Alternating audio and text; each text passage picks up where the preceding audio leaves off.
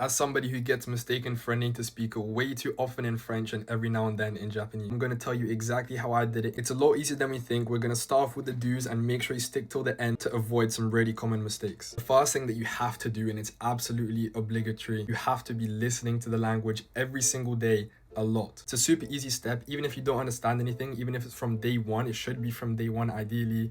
You just want to expose yourself to the rhythm of the language. Like this way you're going to learn the melody, how they sound, like the tone, everything. It's just going to introduce your brain to the language. Your brain's just going to get really used to how it sounds. This is the base foundation for your pronunciation and accent.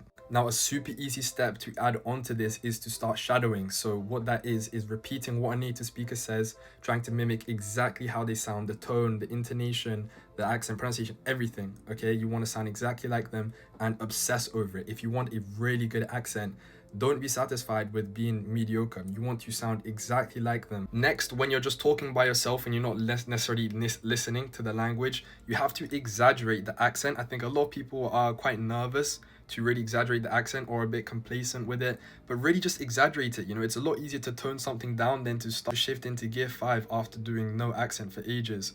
So make sure you're exaggerating everything. It makes it a lot easier, and slow down when you're talking because it allows you to focus on your accent. Focus on speaking slowly with a good accent at first, and when you get better, then you can start ramping things up. Lastly, make sure that you focus on the hard parts. If there's something that you really struggle with, work 2 times hard on that, because that's the point that's really going to give you away as a non-native speaker.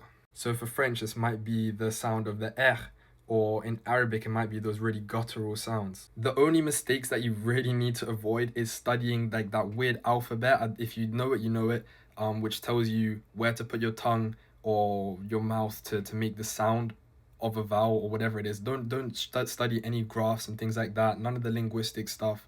You basically just don't want to study the mouth shape, and do not read at the start of learning a language, because when you read, that internal voice in your head is going to be solidifying bad habits of your pronunciation. So until you have a good accent, do not read.